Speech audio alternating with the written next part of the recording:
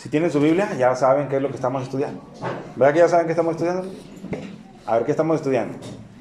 Filipenses. Dentro del tema, cambia tu mente, cambia tu manera de pensar, o que Dios te dé la correcta manera de pensar, y si ocurre eso, ¿qué va a ocurrir, hermano? Si cambia tu manera de pensar, va a cambiar en automático tu manera de actuar, tu manera de comportarte, incluso tu manera de sentir va a cambiar.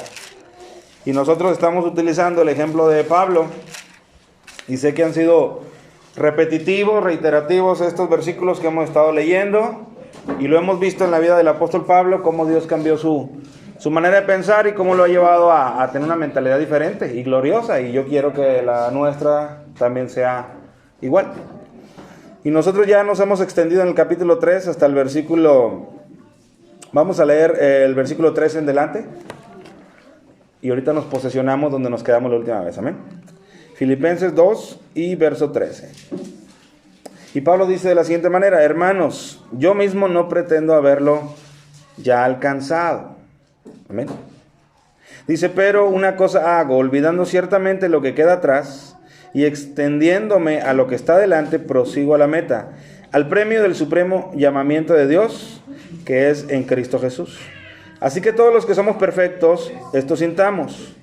Y si otra cosa sentís, esto también os lo revelará Dios. Pero en aquello a que hemos llegado, sigamos una misma regla, sintamos una misma cosa. Hasta ahí nos quedamos, ¿verdad que sí? Puede tomar su lugar.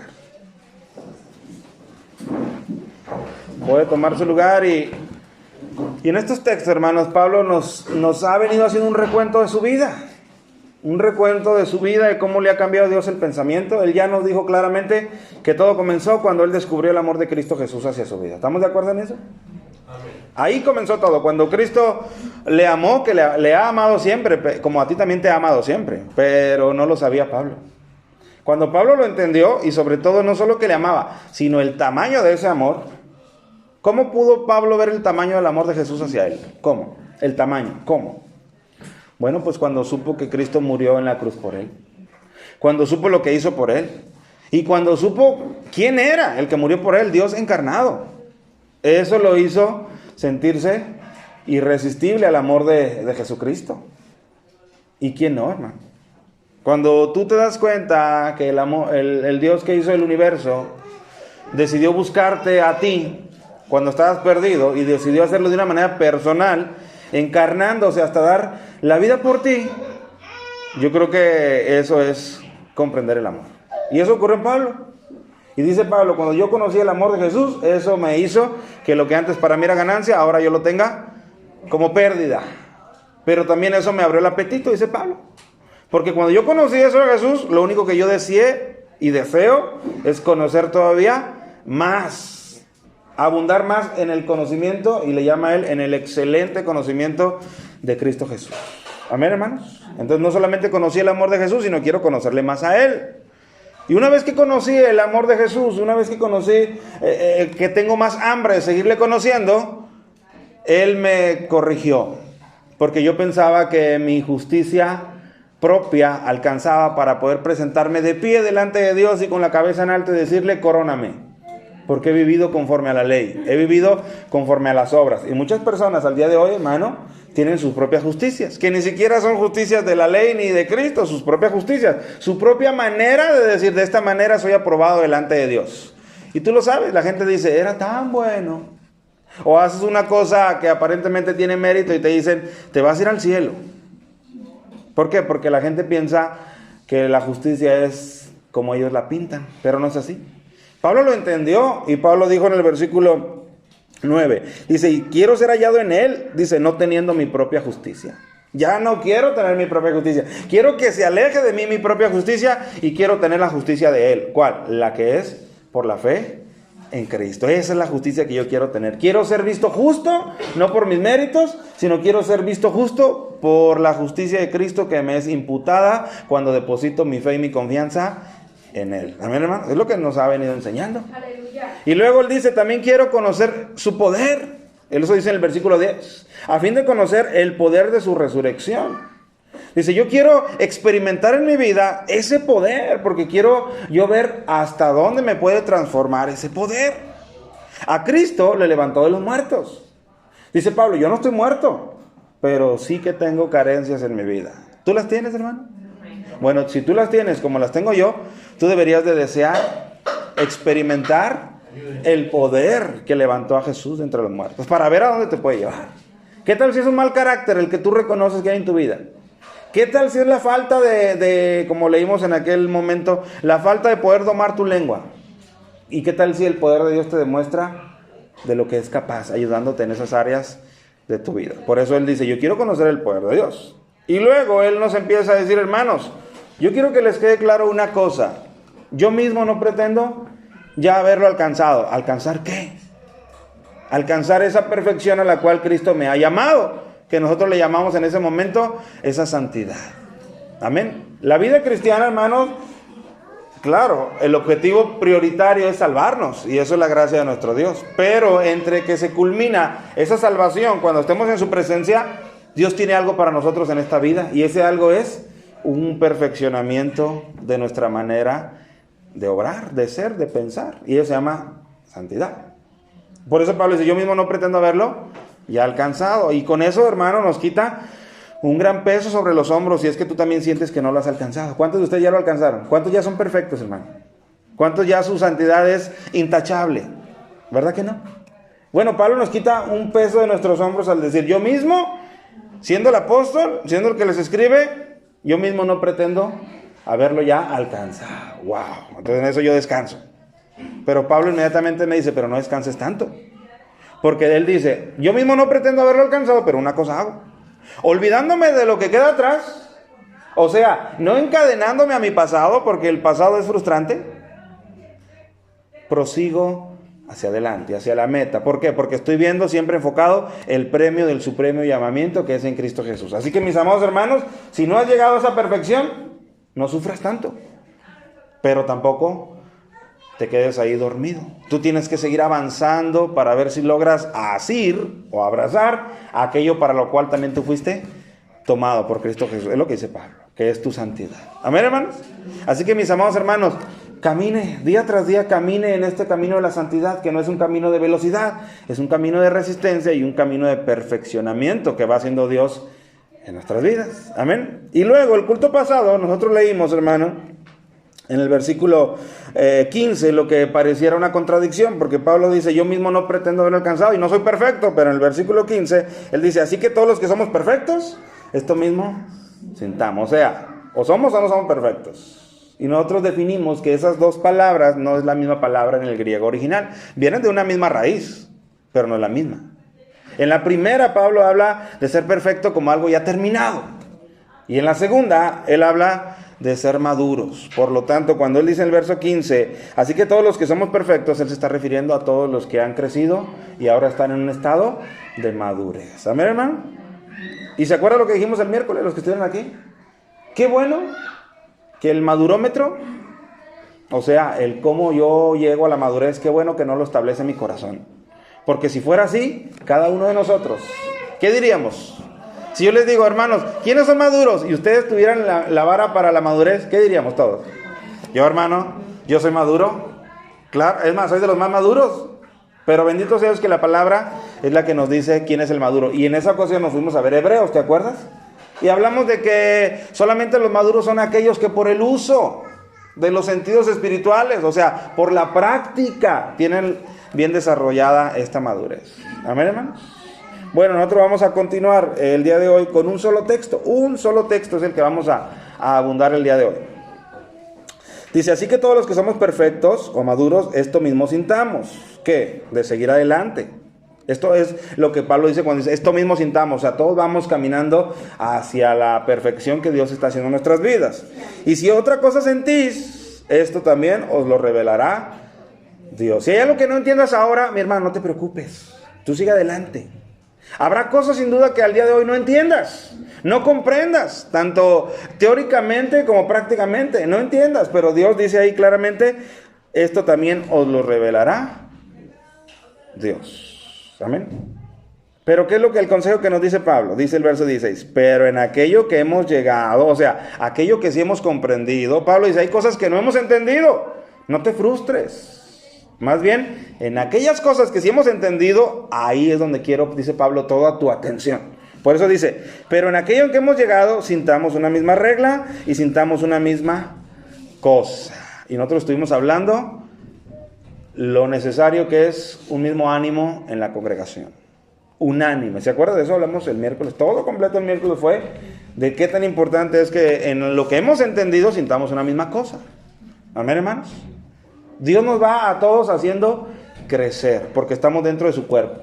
Salvo que alguno de nosotros no estemos en el cuerpo de Cristo, pues ahí sí, no le aseguro nada. Pero mientras estamos en el cuerpo de Cristo, Él nos está haciendo a todos crecer. Paulatinamente sí, pero nos está haciendo crecer. Y hay cosas, hermano, que todos hemos comprendido, como lo que es el amor, como lo necesario que es el amor. Bueno, dicen, aquello que hemos comprendido, sintamos todos una misma cosa y tengamos una misma regla. Así que no es para ti el amor como tú lo quieras ver, ni a tu conveniencia, sino como ya lo hemos entendido, como la palabra de Dios. Y eso por hablar nada más de un punto del amor. Amén, hermanos. Bueno, el texto que vamos a ver hoy, hermano, es el versículo 17, solo este versículo.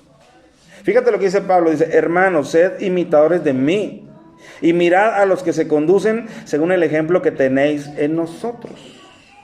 Pablo dice, hermanos, imítenme a mí. Hermano, he de confesarle que hace muchos años, cuando yo leí este texto, yo pensaba, ¿qué Pablo tan engreído? Y qué Pablo tan orgulloso. ¿Cómo puede él decir, imítenme a mí? Y yo pensaba, ¿que acaso no tendría él errores? Seguro que los tenía. Hermano, pero para atreverte a decirle a alguien más, imítame a mí, eso requiere una gran valentía. Y sobre todo, una gran tranquilidad con tu conciencia de que las cosas que estás haciendo delante de Dios las estás haciendo bien. Hacemos un ejercicio, hermanos. ¿Quién de ustedes se atreve a pararse y decir, hermanos, en esta iglesia imítenme a mí? ¿Quién se atreve? Porque todos, hermanos, somos conscientes de nuestras carencias. ¿Estamos de acuerdo? Y sin embargo, Pablo, ante toda la congregación, dice, hermanos, imítenme a mí. Y no solo a mí.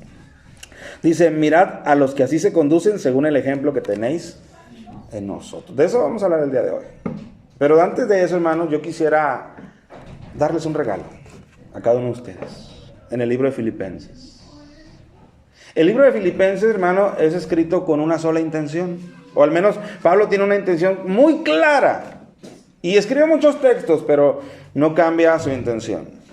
Pablo escribe en el capítulo 4, dice, regocijaos en el Señor siempre. Hermano, ¿se puede gozar uno siempre en el Señor? Bueno, Pablo dice que sí.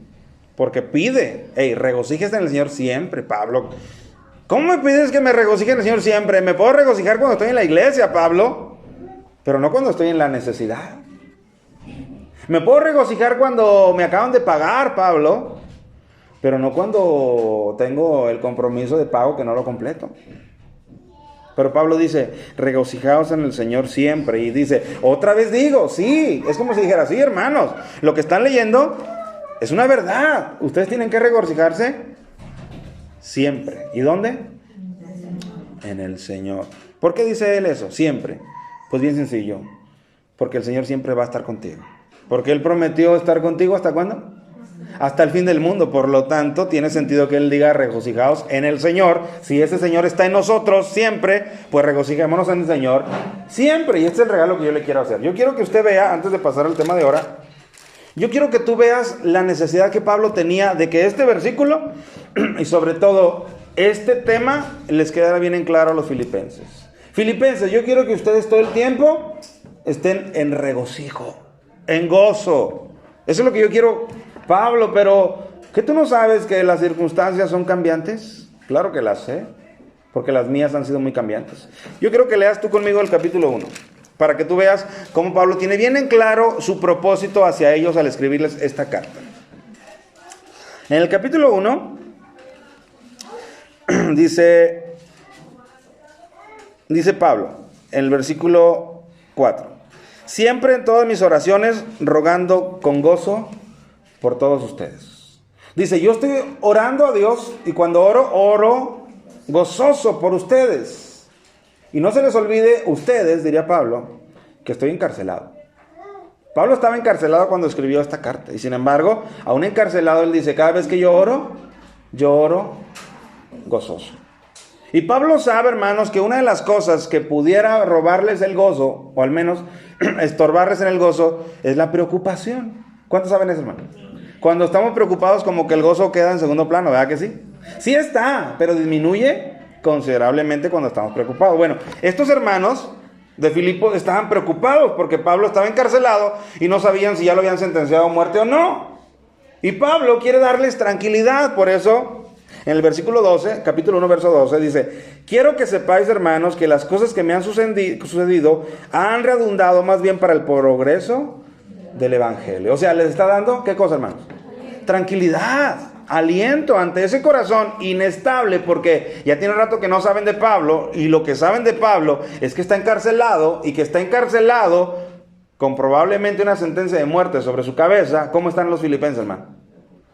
Angustiados, preocupados. Y Pablo, cuando les puede escribir una carta de regreso, le dice: hermanos, tranquilos, quiero que sepan una cosa, las cosas que me han acontecido, que a ustedes los tienen entristecidos, más bien han sido para el progreso del evangelio. ¿Por qué? Porque todos en el pretorio han escuchado de Cristo, y porque los hermanos, oyendo de mis cadenas, han tomado más ánimo y predican a Cristo. Entonces, ¿te fijas cómo Pablo tenía claramente la necesidad de hacerles saber a ellos que puede haber motivos que te roben el gozo o que intenten robártelo, pero tú tienes que regocijarte siempre? Así que les dice: tranquilos todos, que yo estoy bien. Y vaya que decir yo estoy bien, estoy encarcelado con un guardia romano todo el tiempo, pero sin embargo él dice: yo estoy bien. En el capítulo 2, para que veas cómo Pablo sigue teniendo esta preocupación.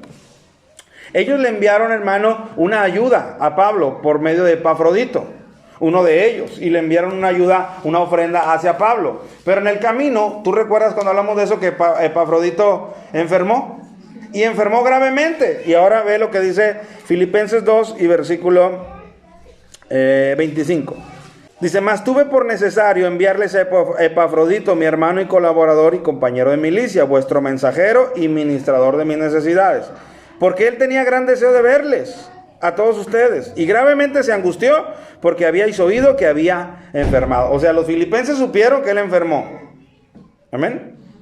¿Cómo crees que estaba el ánimo de los filipenses? Cuando primeramente sabían que Pablo estaba encarcelado, y ya eso les era un motivo de desaliento.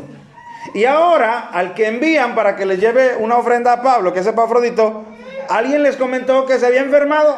Ahora, ¿cómo están los filipenses? Pues doblemente cargados en su preocupación. Por eso Pablo dice: les envío a Epafrodito. Dice: pues en verdad, versículo 27, pues en verdad estuvo enfermo, a punto de morir, pero Dios tuvo misericordia de él, y no solamente de él, sino también de mí, para que yo no tuviese tristeza sobre tristeza. Así que le envío con mayor solicitud, para que al verle de nuevo, ¿qué dice, hermano? Os gocéis. O sea, para que recobre nuevamente el gozo. Por eso Pablo nos está animando en toda la carta, hermanos, a que nosotros perseveremos en mantener ese gozo. Pablo es consciente de que las situaciones son cambiantes y adversas. Él las está viviendo, está en la cárcel.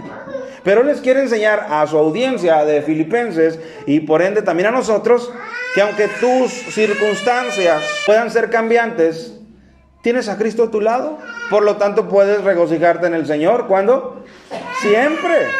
Amén, hermanos. Así que este sentir, Pablo lo quiere plasmar por toda la carta, de tal manera que Pablo vaya anulando todas y cada una de las situaciones que puedan robarte el gozo. De las posibles situaciones que quieran robarte el gozo, Pablo las quiere ir acallando, de manera que tú resultes gozoso. Pero no solo eso.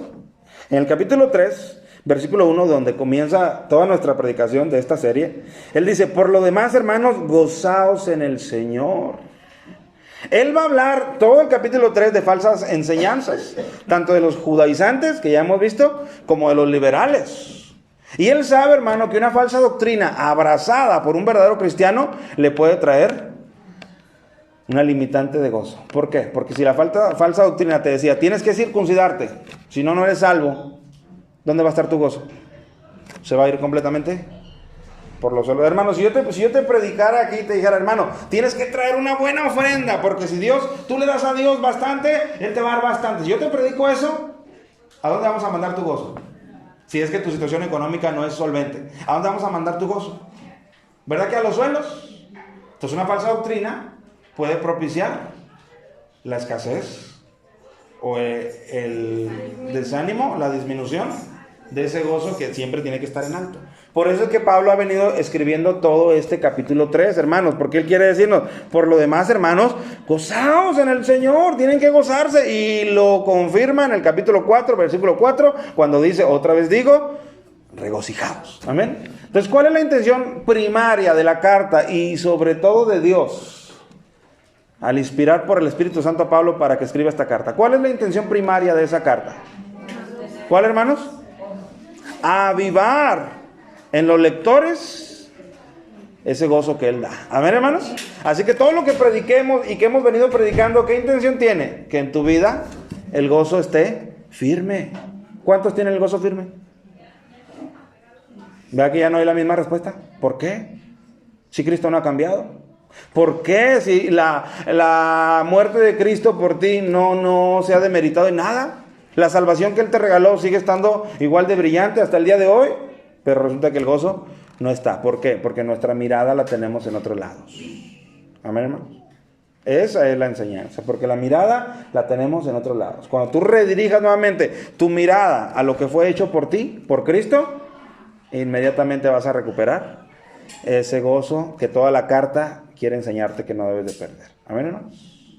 Así que mi intención es regocijaos en el Señor. ¿Cuándo? Siempre. Siempre regocíjese en el Señor. Él, Pablo, está en la cárcel y está con gozo. Y hay una sentencia probable de muerte sobre él. ¿Y sabes cómo está? Está gozoso. Es más, hermano, está tan gozoso que ha hecho a un lado su situación y ahora su prioridad es los hermanos de Filipo. No importa cómo yo me sienta, dice Pablo, aunque me siento gozoso. Lo que yo quiero es que ahora ustedes estén gozosos. Por eso, hermano, es que él con atrevimiento puede decir lo siguiente: hermanos, sed imitadores de mí. Y luego él nos da en el siguiente versículo, aunque no lo vamos a abordar, pero nos da el por qué está pidiendo que seamos imitadores de él. Dice, porque por ahí andan muchos de los que os dije muchas veces, y aún lo digo llorando, que son enemigos de la cruz de Cristo. O sea, son cristianos, sí. Si son cristianos, están dentro del cuerpo de Cristo, están dentro de las iglesias. O al menos eso aparentan ser cristianos. Dice, pero son enemigos de la cruz de Cristo. Así que yo no quiero que ustedes los imiten a ellos, yo quiero que me imiten a mí.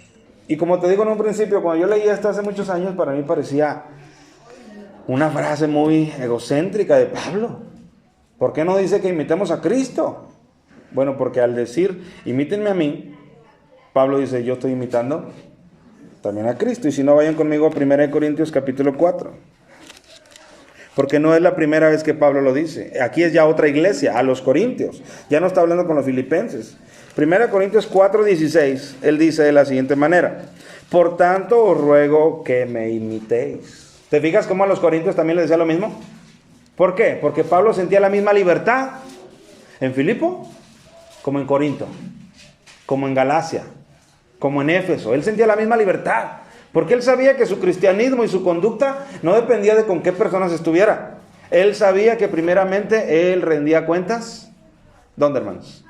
Delante del Señor. Amén, hermano. Por eso él en cualquier lugar se sentía tan libre para decirle, hermano, imítame a mí. Y ahí mismo en Corintios, fíjate lo que dice unos versículos más adelante, en el 1 Corintios 11:1. Sed imitadores de mí. Y luego dice, así como yo de Cristo. Entonces realmente cuando él pide, imítenme a mí, ¿qué está diciendo él? Al imitarme a mí, tú vas a imitar a Cristo, porque no hay otra cosa que yo esté tratando de hacer más que imitar a Cristo. Amén, hermanos. Entonces yo quiero que hablemos de eso. ¿Por qué nadie de nosotros nos podemos atrever a ponernos en pie y decirle a la demás congregación, iglesia, imítame a mí? ¿Por qué? ¿Por qué, hermanos? Porque no es fácil. ¿Y para Pablo lo era? Tampoco, porque Pablo estaba hecho lo mismo que tú y que yo, de carne, de tentaciones, de luchas, de insatisfacciones. ¿Te acuerdas de aquel aguijón en la carne que tenía?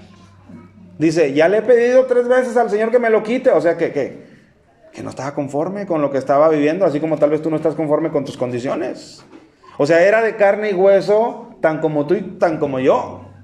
O sea que para él tampoco era fácil, pero sin embargo aquí lo vemos diciendo, imítenme a mí. Hermano, él era un hombre influenciado por lo que Cristo había hecho en él. Ese es el secreto y esa es la gran diferencia. Él era un hombre influenciado por lo que Cristo había hecho en él. Por eso tenía la libertad de decir, hermanos, imítenme a mí. Wow, es una declaración sorprendente porque se necesitan pantalones para poder públicamente decir, hermano, si quieres servir a Cristo, imítame a mí. Yo no me atrevería, porque conozco de mis carencias, pero Pablo nos está enseñando eso. Y no solo a mí, sino que él dice que también a los que son iguales que yo, dice él. Bueno, yo quisiera, hermanos, que con la ayuda de los tesalonicenses, porque ahí Pablo les escribe un poquito más con claridad, nosotros veamos en los tesalonicenses la conducta de Pablo. ¿Cómo se comportaba Pablo? Para que nosotros sepamos a qué es a lo que debemos imitar. Si nosotros tuviéramos o fuéramos congregantes de Filipo, sabríamos a lo que Pablo se refiriera cuando dice, imítenme a mí, porque lo hemos visto, cómo se conduce, pero no somos congregantes de Filipo. Así que vamos a los tesalonicenses, y ahí nos va a ayudar un poquito. Vaya a primera de Tesalonicenses, y vayamos al capítulo 2. Dice, porque vosotros mismos sabéis, hermanos, que vuestra visita a vosotros no resultó vana, pues habiendo padecido y sido ultrajados en Filipos, ya ves, era la ciudad anterior, en Filipos, como sabéis, tuvimos denuedo en nuestro Dios para anunciarles, el evangelio de Dios en medio de gran oposición. Lo primero que vemos ahí de Pablo, dice, nosotros tuvimos denuedo, valentía, atrevimiento. Pero él no está hablando, hermano, de particularidades de su carácter o de su personalidad. Él no está diciendo, yo soy un hombre atrevido y valiente. No. Tú tienes que leer completamente como dice el texto. Dice, tuvimos denuedo, ¿dónde, hermano? En nuestro Dios. O sea, él no está hablando, imítenme a mí porque soy un hombre valiente. Sí lo soy, pero no en mí mismo. Soy valiente porque tengo denuedo en Dios. Atrevimiento en Dios. ¿Por qué? ¿Cómo puede una persona tener este atrevimiento en Dios? Bien fácil. Cuando le conoces. Cuando sabes que Él tiene el poder para abrir el mar y hacer pasar a todo un pueblo y librarle. Cuando le conoces que tiene el poder para hacer descender por 40 años pan en el desierto para sustentarle. Y demás milagros que tú puedes ver en la Biblia, eso te hace conocerlo a Él. Y cuando lo conoces a Él, tú tienes toda la libertad para poder confiar en Él y tener denuedo en Él. Entonces Pablo es un hombre valiente, pero él claramente dice que no es por su carácter o por algo que genéticamente recibió. No, él dice, mi denuedo y nuestro denuedo lo tenemos en Dios. Por eso dice, y vosotros, dice, y con denuedo, tuvimos denuedo en nuestro Dios para anunciarles el evangelio en medio de gran oposición. Amén, hermanos. Entonces, esto es lo primero que nosotros vemos en un hombre que dice, imítenme a mí. Bueno, es bueno imitar a aquellos que tienen su confianza puesta en Dios. Amén, hermanos. ¿Cuándo es cuando se puede dar a relucir esta confianza que decimos tener en Dios? ¿Cuándo? Hermanos, ¿cuántos confían en Dios? ¿Verdad que van a decir amén? Amén, todos van a decir amén, aquí. Pero el momento que te venga la enfermedad, ahí es donde verdaderamente tú has de mostrar si tienes denuedo en Dios. Porque Pablo dice que este denuedo, dice, para anunciarles el evangelio, dice, en medio de gran oposición. O sea, el denuedo solamente se hace visible y se valora, ¿cuándo? En la oposición. Amén, hermano. Porque si no, solamente será un denuedo imaginario, un denuedo teórico y un denuedo de 4 paredes, porque aquí somos todos valientes en el Señor, ¿verdad que sí? Pero la valentía se hace visible allá afuera, en aquello que te está persiguiendo, en aquello que te dice no puedes. Ahí es donde se hace fuerte el denuedo que Pablo tenía y por lo cual él decía, imítenme a mí. Segunda cosa, dice en el versículo 3, porque nuestra exhortación no procedió de error, ni de impureza, ni fue por engaño, sino que según fuimos aprobados por Dios, fíjate algo que él tiene bien claro, sino que según fuimos aprobados por Dios, para que se nos confiase el evangelio, así hablamos. O sea, dice Pablo, a todo lugar donde nos paramos, no llegamos, sino primeramente convencidos y conscientes de que Dios confió en nosotros. Amén, hermanos. O sea, es algo que Pablo dice, no se nos va de la mente. La confianza que sabemos que Dios tiene depositada en nosotros. Por lo tanto, ante esa confianza, nosotros queremos responderle bien. Es como si Dios, cuando me salvó, me dijera, te encargo esto. Y te diera algo en ti, que tú lo guardaras. ¿Qué harías tú con lo que Dios te dio si Él te lo encargara? ¿Qué harías? ¿No lo cuidarías? ¿No lo valorarías? ¿No te responsabilizarías por eso que Él te dio para que el día que Él vuelva otra vez a tu vida, tú le puedas decir, Señor, lo que me diste, aquí está? Entonces Pablo es consciente de eso, por eso él dice, porque nuestra exhortación o nuestra predicación o nuestro trabajo en medio de ustedes no procedió de error ni de impureza ni fue por engaño, sino que según fuimos aprobados por Dios, que se nos confiase el evangelio, así hablamos. O sea, cada vez que nosotros lo que hacemos, lo hacemos sabedores de que Dios depositó su confianza y su responsabilidad en nosotros. ¿Estamos de acuerdo, hermano? ¿Qué produce eso, hermano? En un creyente, ¿qué produce? Cuando tú te sabes responsable de lo que Dios te ha dado, ¿qué produce? Pues produce seriedad. Produce precisamente responsabilidad. Produce que tomes en serio esta vida cristiana. ¿O no, mis hermanos? Dios en ti, fíjate bien lo que te voy a decir. Dios en ti depositó lo que en miles y millones de personas no ha depositado, una salvación tan grande. Y la depositó en ti. Al menos no es merecedor esa responsabilidad que Dios te dio de que tú respondas a ella dignamente. Pablo lo comprendía. Por eso Pablo decía,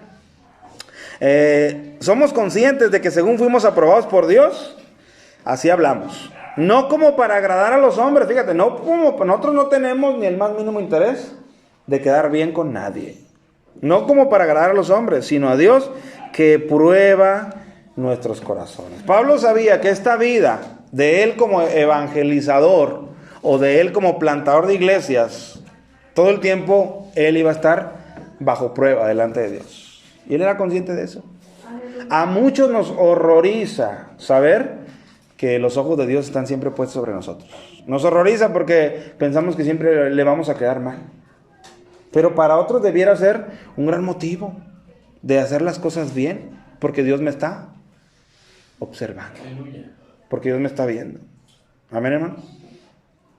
Pablo dice en un texto a los Corintios, dice, porque de parte y delante de Dios hablamos la palabra. Fíjate cómo dice, porque de parte, o sea, Dios nos la dio para que nosotros la habláramos, pero no solamente la hablamos de parte de Él, sino también delante de Él. O sea, cada vez que hablamos la palabra, sabemos que la estamos hablando delante de Él. Por lo tanto, somos responsables de lo que decimos. Hermano, imagínate que el Señor Jesucristo estuviera sentado en esta silla. Aquí, en esta silla. Y yo estoy predicando su palabra. ¿Tú crees que si yo lo hubiera sentado ahí, no me responsabilizaría al doble de decir las cosas correctamente? De no decirlas con una mala intención, de decir, se la voy a tirar al hermano, para que entienda. Porque del que estoy hablando, está aquí. Y él pudiera pararme la predicación en cualquier momento y decir, ey, eso que tú estás hablando de mí, así no soy yo. Ese no soy yo del que tú estás hablando. Entonces Pablo dice, nosotros cuando hablamos de parte de Él, pero a la vez, delante de Él. Y esto, hermano, de saber que siempre estamos delante de Él, esto es una grande responsabilidad. A Él no lo podemos evadir. Yo te puedo evadir a ti. Tú puedes ignorar las intenciones de mi corazón, pero Dios no. Dios las conoce perfectamente. Amén, hermanos.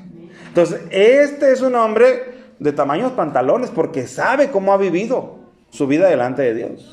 Sabe que Él no ha querido, como dice el versículo 4, no como para agradar a los hombres, sino a Dios que prueba nuestros corazones. Él sabe que no tiene ningún interés en quedar bien con ninguna iglesia, con nadie. Había una iglesia, que es la de Filipos, que tú lo sabes, continuamente, ¿qué hacía? Le ministraba económicamente, ni aún con ellos Él quería quedar bien.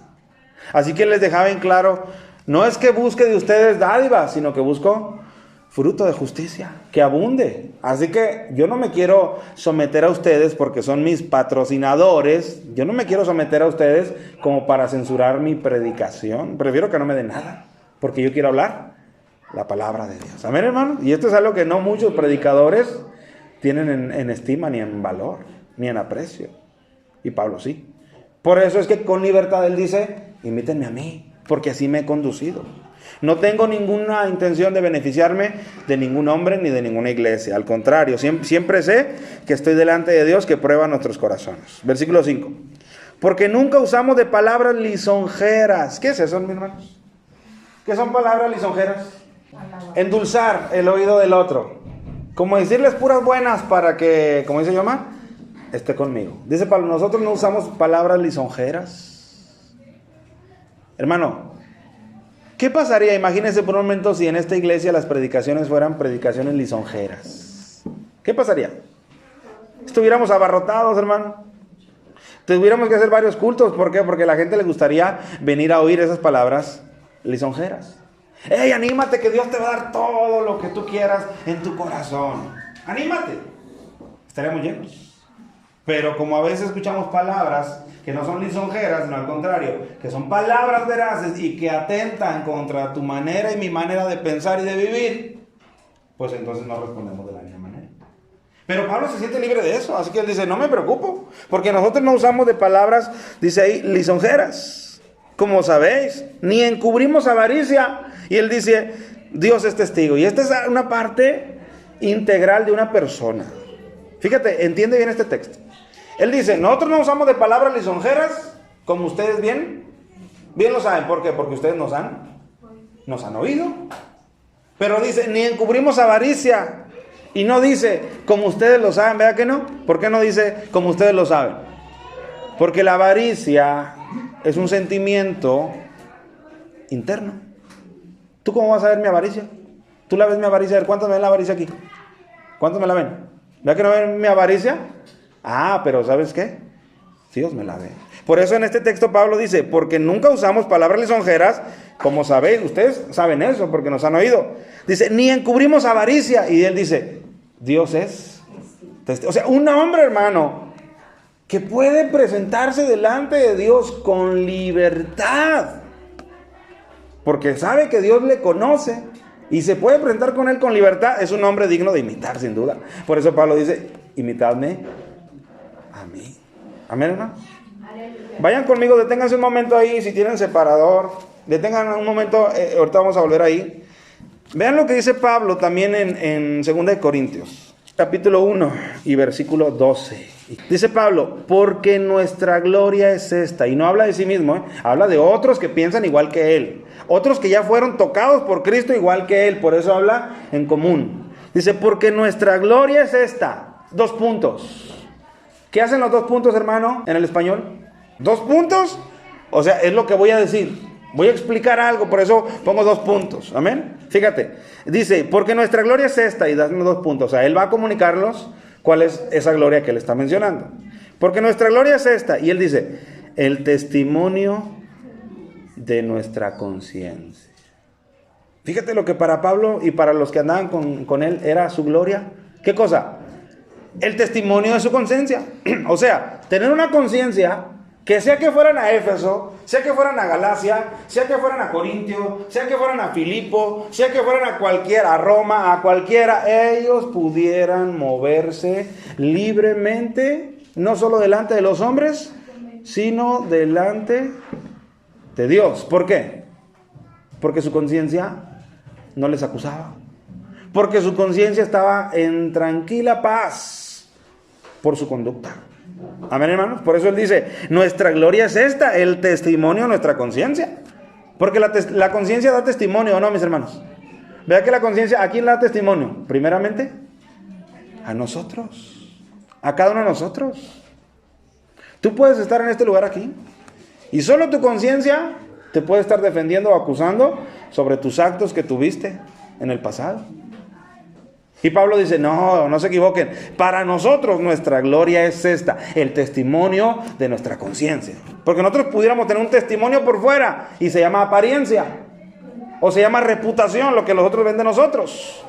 Pero para nosotros eso no es nuestra gloria, lo que nosotros digan de nosotros. Para nosotros nuestra gloria es lo que nuestra conciencia diga o no diga de nosotros. Esa es nuestra gloria. Hermano, un hombre o una mujer cristiano o cristiana que puede tener esto como su gloria, sin duda, póngala aquí delante, porque es una mujer o un hombre digno de imitar. Por eso Pablo está diciendo, hermanos, sean imitadores de mí, porque no tengo problemas con mi conciencia. Mi conciencia no me acusa. Hermano, no se le olvide que Pablo tenía un pasado que tenía por el cual su conciencia estarlo acusando. ¿Te acuerdas lo que fue Pablo? Perseguidor, un hombre que los obligó a blasfemar, pero sin embargo, al día de que escribe esto, su conciencia no le menciona más eso. ¿Por qué? Porque cuando vienes a Cristo, hermano, dice en Corintios, todas las cosas son hechas nuevas. Así que el testimonio de tu conciencia, que anteriormente te acusaba, cuando vienes al Señor Jesucristo, esa conciencia también es lavada y limpiada en la sangre de Jesucristo, de tal manera que puedas ser un cristiano íntegro y que no te acuse tu conciencia. De ahí para adelante, es tu esfuerzo, con la ayuda del Señor, el que te va a ir guiando para que esa conciencia siga estando limpia y sin acusaciones hacia tu vida. Ahora entiendes por qué Pablo dice que esto es su gloria. Esto es su gloria, que yo donde predico no tengo nada de qué avergonzarme. La palabra que expongo no me hace sentirme, híjole, y si ofendí, híjole, y si me equivoqué. Al contrario, qué bueno que hablé la palabra como la hablé, porque es para tu beneficio. Esto es una gloria que debe tener un cristiano. ¿Me explico, hermanos? Vuelvo a leerlo, porque nuestra gloria es esta, el testimonio de nuestra conciencia. Escucha, que con sencillez, ve lo que había en él y en esa conciencia, que con sencillez y sinceridad, y vuelve a decir de Dios, no de sabiduría humana, sino con la gracia de Dios nos hemos conducido en el mundo y mucho más con vosotros. ¿Te fijas? Dice, a todos lados nosotros llevamos unas maletas, 2 maletas. Yo y los que andan conmigo, dice Pablo. Llevamos 2 maletas. ¿Y qué llevamos en estas maletas? Pues bien sencillo. En una llevamos sencillez y en otra llevamos sinceridad de Dios. Eso es con lo que nos presentamos a cada iglesia que tocamos puerta de cada ciudad. Sinceridad y sencillez. Eso es lo que llevamos a todos lados. Escucha. No con sabiduría humana. ¿Tú crees que no eran inteligentes estos hombres? Eran brillantes, hermano. Lucas era médico, sobresaliente. Pablo era un erudito. Eran inteligentes. Pero dice, nosotros no nos movemos de acuerdo a capacidades humanas. ¿Por qué? Porque por más grandes que sean las capacidades humanas, tienen un límite. Y ante las capacidades que Dios da, son absolutamente nada, polvo. Por eso dice Pablo, no nos movemos con esas capacidades humanas. Dice, no con sabiduría humana, sino con la gracia de Dios. Hermano, qué hermoso es donde tú te muevas. No te muevas con tus carteles de presentación, sino con la gracia de Dios. Hermano, díganme una cosa. ¿Cuánto tú te mereces en la gracia de Dios? En la gracia de Dios, ¿cuánto te mereces? ¿Cuánto? Nada. En la gracia de Dios tú no te mereces nada, porque precisamente por eso es gracia. Entonces, ¿cuánto ego puedes tener cuando te mueves en la gracia de Dios? Nada, porque eres sabedor de que no te mereces nada. Por lo tanto, cuando te mueves en la gracia de Dios, toda la gloria es para Dios, y el peso de tu corazón se va, porque ya sabes de antemano que no mereces nada. Así que nada se te puede pegar, porque estás consciente de que todo es en la gracia de Dios. Si por ejemplo esta predicación a usted le bendice y yo la hago en la gracia de Dios, no se me pega ninguna soberbia de decir, el hermano fue bendecido por mi predicación. ¿Por qué no? Porque estoy pensando en que todo es por la gracia de Dios. ¿Y quién se lleva toda la gloria, hermano? Dios. Pero ¿qué ocurre cuando no estoy moviéndome en la gracia de Dios? Cuando sí un poquito agarro la capacidad humana. Bueno, usted sale bendecido y yo digo, era la predicación necesaria. Ok, yo hago eso. ¿Y la gloria? ¿Dónde queda? Por repartida. Un poco para Dios, o un mucho para Dios, y un tanto por ciento para mí. ¿Pero qué crees? Dios dice que Él no comparte su gloria con nadie. Por lo tanto, cuando yo tengo esa actitud, yo soy el que estoy en un completo error. Y esto Pablo lo entendió. Por eso dice, ¿a dónde vamos? Siempre vamos con 2 cosas solamente: con sencillez y con sinceridad de Dios. No con sabiduría humana, sino con la gracia de Dios nos hemos conducido, escucha, en el mundo y mucho más con vosotros. Y esto es lo que tú tienes que entender. ¿Por qué Pablo dice que se ha conducido en el mundo y mucho más con vosotros? Porque una es mi manera de conducirme entre ustedes, mis hermanos, y otra es mi manera de conducirme en todo el mundo entero, donde no solo son mis hermanos. Y muchos hermanos de muchas iglesias saben comportarse con los hermanos, pero muy diferentemente allá afuera. Entonces Pablo por eso está diciendo, nosotros nos hemos conducido de esta manera en todo el mundo. Así que si nos llaman a predicar en España o en cualquier lugar, seguiremos siendo los mismos. Hermano, ¿tú tienes la libertad de decir eso? ¿Tú tienes la libertad en tu conciencia de decir yo soy el mismo donde quiera que yo estoy? ¿En mi trabajo soy el mismo que en la iglesia? ¿Con mi familia soy el mismo que en la iglesia? Eso es algo para pensar. Y a Pablo, su conciencia le dejaba muy tranquilo.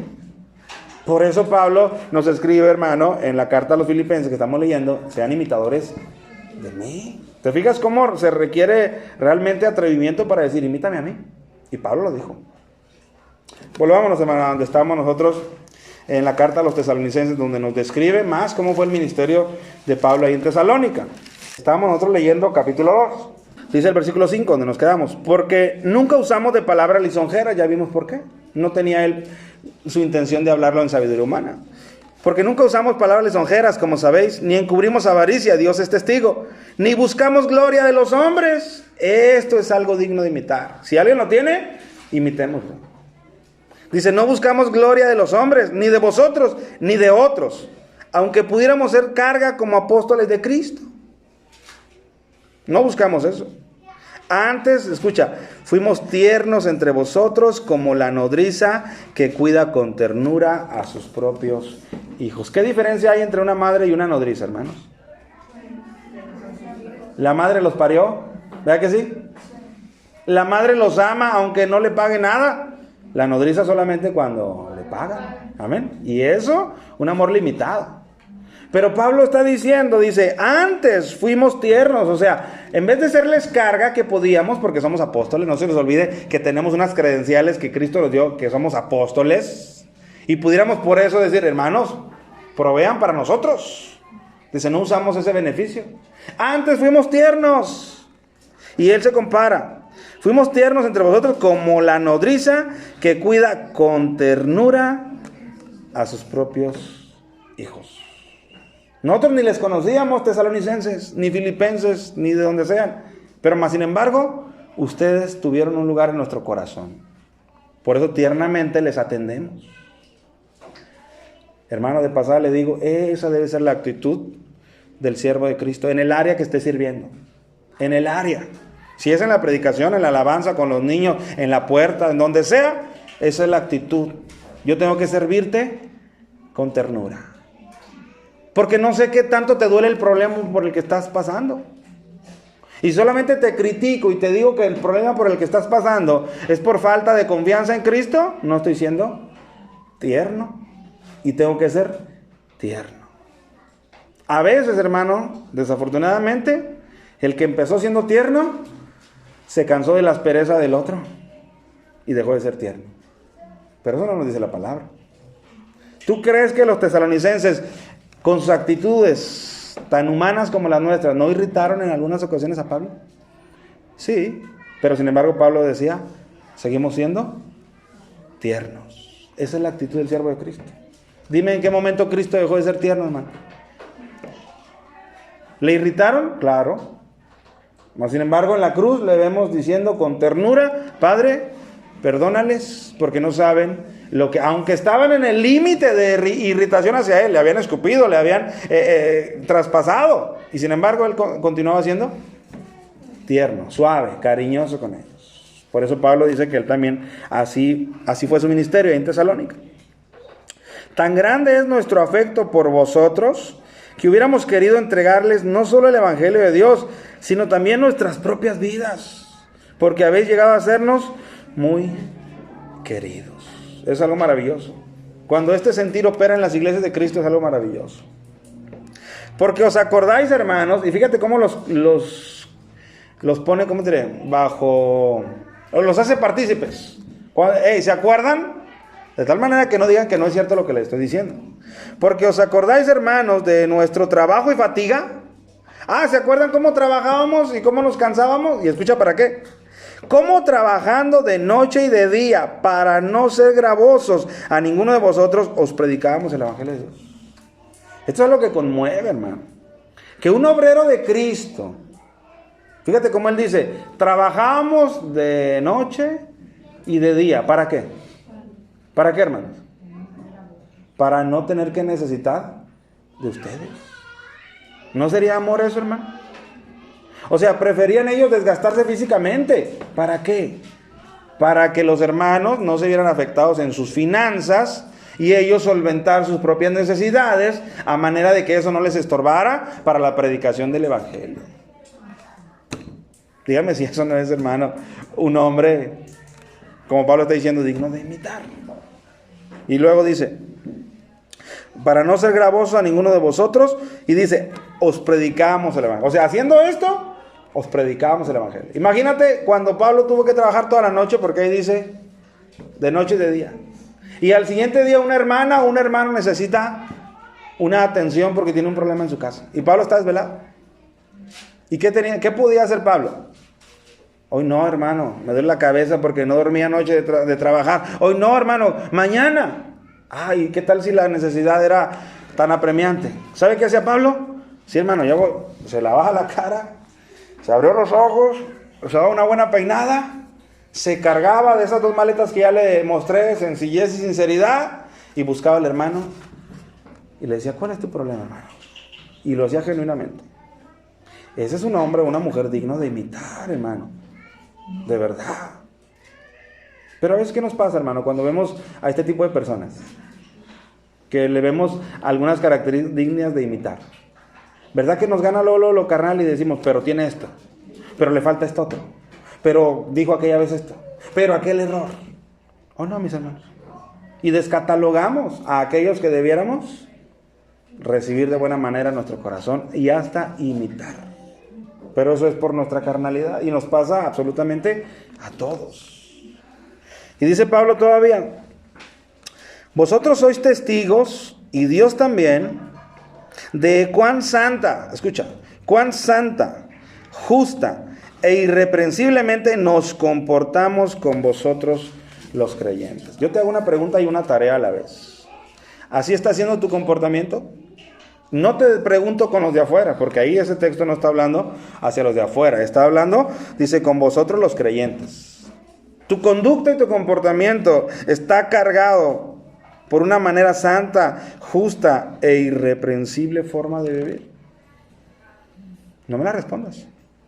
Solo ahí está. Y no es el predicador el que te lo expone, es Dios mismo el que te lo expone, porque está en su palabra.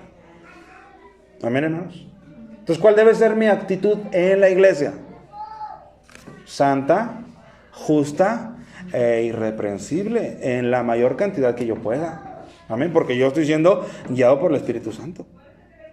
Pero cuando tu vida me es indiferente, cuando sé que tienes problemas y digo, pues tú te los buscaste. Estoy obrando de esa manera entre ustedes, hermano.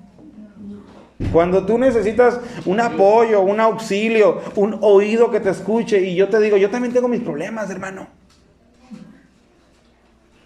Antes yo también necesito que alguien me escuche. ¿Estoy viviendo de una manera justa, santa, irreprensiblemente? No. Ahora, si extiendo más esa vara de medida, y ya no solamente la extiendo a los cristianos, sino a los inconversos, ¿sabe qué pasa? Me diluyo todavía más. Amén. ¿Has notado cuando arrojas, por ejemplo, unas gotas de tinta en el agua? Cómo poco a poco esa agua esa tinta empieza a perderse.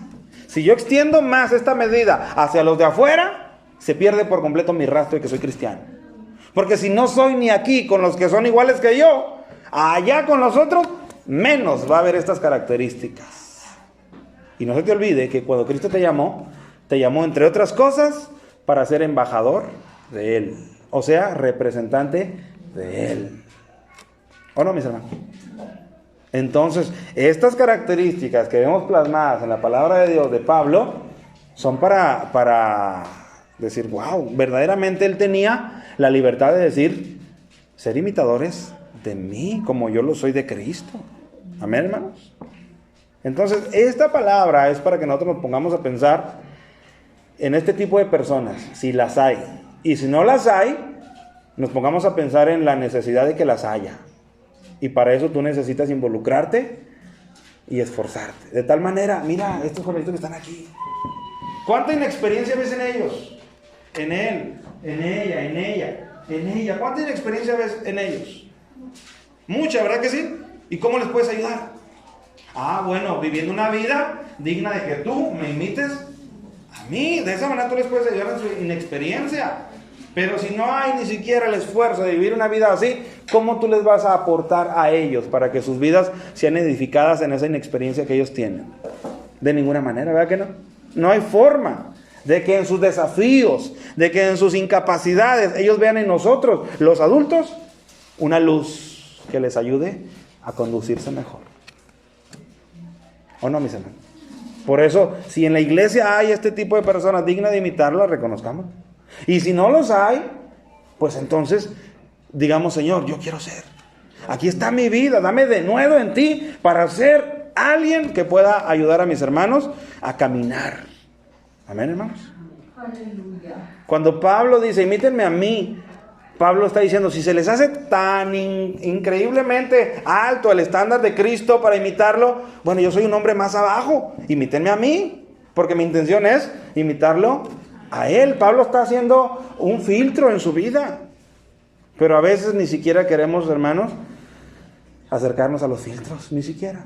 ¿Por qué? Porque queremos tener un cristianismo a mi medida, a mi manera.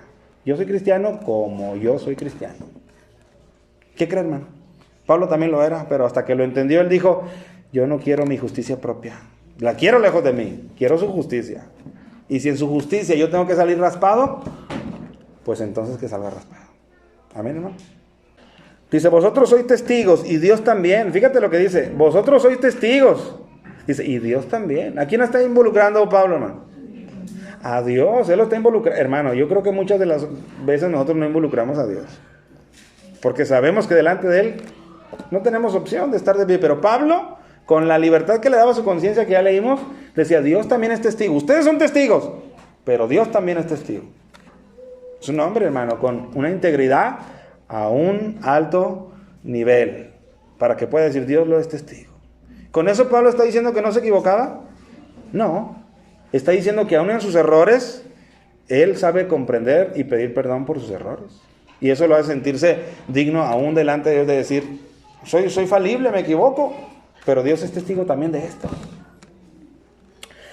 Dios dice, vosotros sois testigos y Dios también de cuán santa, justa y irreprensiblemente nos comportamos con vosotros los creyentes, así como también sabéis de qué modo, como el Padre a sus hijos, exhortábamos y consolábamos a cada uno de vosotros. Ya se presentó Pablo como una madre cariñosa y ahora se presenta como un padre formativo, como un padre que exhorta, como un padre que reconviene. Por eso él dice, así también sabéis de qué modo, como el Padre a sus hijos, exhortábamos y consolábamos a cada uno de vosotros. Y ahí de pasada, hermano, ay, nomás de pasada, si usted lee, dice que una de las características del Padre para con sus hijos es exhortarlo y la otra consolarlo. Amén. Es de pasada. Como mamá o como papá, ¿qué debes de hacer con tus hijos? Exhortarlo. ¿Y qué es exhortarlo? Hablarle con la palabra de Dios, aunque sea duro, pero también en ocasiones, como dice, consolarle. Tengo dos responsabilidades, exhortarle y consolarle. ¿Verdad que la palabra es edificante, hermano? ¿Verdad que la palabra no es un manual tirano de Dios, sino más bien es una guía de amor para que te vaya bien? Lo que hablábamos en un principio. Pero entonces mi pregunta, hermanos, ¿por qué no la leemos? ¿Por qué si reconocemos lo que es y para lo que es, por qué no nos apropiamos de ella?